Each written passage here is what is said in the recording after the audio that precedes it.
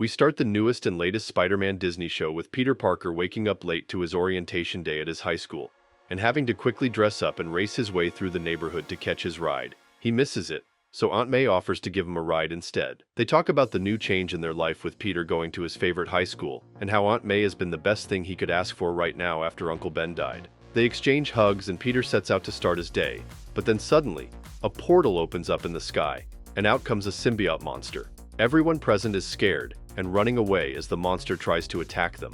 The short-lived rampage is stopped by Doctor Strange, appearing from the portal as well, and stopping the symbiote monster in its tracks. Strange looks around and states how they shouldn't have been here. He is either talking about the location or possibly the timeline itself. The monster breaks free, however, and starts fighting back. Both of them trade blows back and forth, as Strange uses his magical spells to the best of his ability.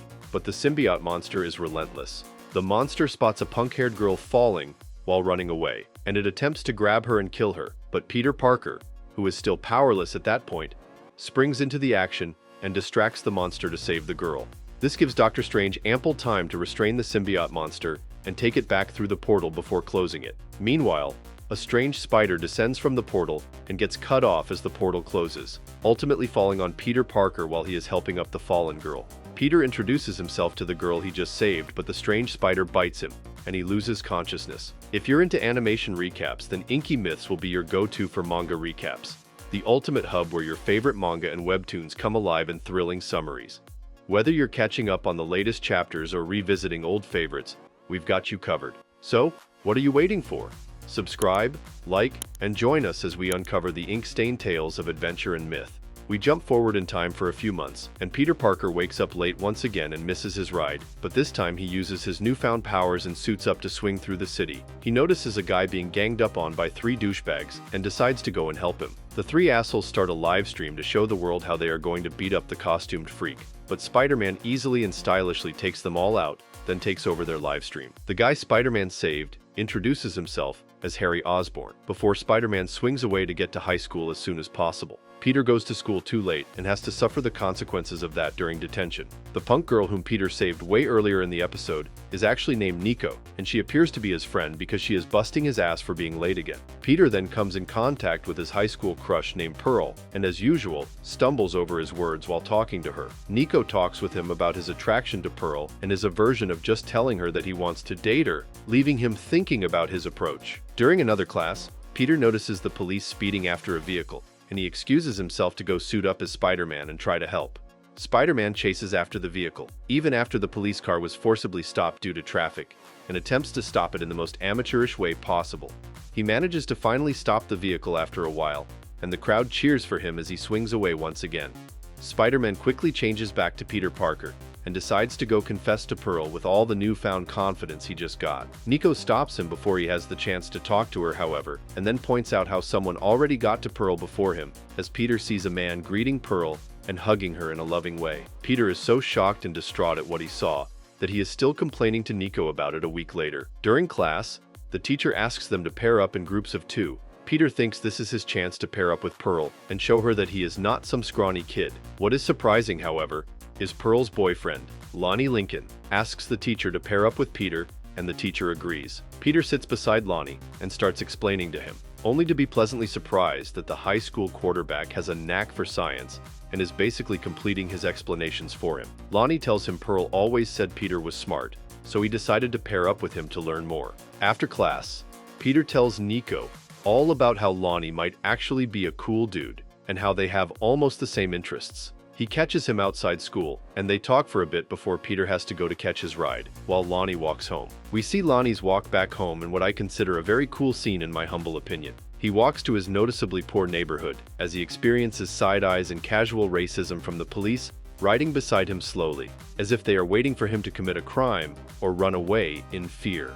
I really like how it was not in your face, but it beautifully showcased the difference in his life with Peter, without too many words. Meanwhile, we also get to see an integral part of Spider-Man's character, where he brings a thief that stole money from a pizza place, but asks the owner to forgive the thief because she was down on her luck and needed the money. The owner of the pizza place accepts, and Spider-Man frees the thief and tells her to be on her way, as she thanks both of them profusely. Peter goes back home and tells Aunt May about his day, but is surprised to see a strange man sitting with her. The man introduces himself as Norman Osborn. Norman Osborn tells Peter that he has been monitoring his academic record, and his achievements speak for themselves. That's why he is offering Peter a paid internship at Oscorp, and he wants to meet him again tomorrow at his office to officially start. Peter basically can't contain his happiness and accepts without a second thought. The next day, Spider-Man swings to high school and catches a few criminals on his way. He catches Lonnie and the football team doing some shenanigans before their practice, and Lonnie decides to introduce Peter to the gang and include him in the activities. Peter tells Nico about his new internship, and she expresses concern that Peter is working for the shady Norman Osborn, but she supports her friend nonetheless. Peter goes to the company and asks the receptionist to go to Norman's office, just like Norman told him, but the receptionist doesn't believe him and sends him to one of the labs instead. Peter meets with the 3 other interns called Asha, Cho, and Jean, alongside Dr. Whitman, who will be overseeing them. Whitman gives each of them tasks to determine which division of Oscorp they will fit in. Peter gets assigned with Dr. Carla Connors with the Energy Research Division. They get to know each other as Carla eases Peter's concerns about the job not being fun by basically saying that Whitman is the type of scientist to think everything's a competition. Peter is thankful that she is different, and they start working together throughout the day. Nico calls Peter at work to tell him that they are invited to a party by Lonnie and the team. Lonnie even chimes in to tell Peter that he better show up and that he loves him, in a bro kind of way, of course. Peter caught the news at work and saw that there was a fire going on somewhere, so he suits up and goes to save the day. Spider-Man reaches the burning building and finds a psychopath wielding mechanical gloves that shoot fire. They fight, and Spider-Man finds some difficulties, but ultimately defeats the pyromaniac. Peter quickly goes back to work, only to be reprimanded by Dr. Whitman and then called to Norman Osborn's office by the receptionist. Everybody thinks it is over for the guy. Meanwhile, Nico is still waiting for Peter to show up at the party and is visibly frustrated. Peter enters Norman's office with all the excuses in the world and pleading with him to not fire him. Norman just shows him surveillance footage from the company, showing Peter suiting up and swinging away. The episode ends with Peter shocked for words. You would think with all the controversies and all the chatter about this show before it premiered that we would be watching yet another Disney hot garbage that everyone forgets about a week from now. But in my opinion, we actually got a really well-written show, at least for what we have seen for now. The animation was not so blatantly bad that it distracts from the overall feel and narrative. I don't like the what-if type of animation, but I was so invested in the story, I really didn't care all that much, which means they did a good job. I, for one, am looking forward to the next few episodes to see how things ramp up from where we left off. This brings us to the end of today's video. Don't forget to leave a like and subscribe to our channel to get more videos like this one. Your support helps us grow. And tell me, what do you think of these 2 episodes? More importantly, what do you think of the new takes on already established characters? Let me know in the comments below. I read all of them. And if you're watching till now, thank you. I'll see you in another video soon.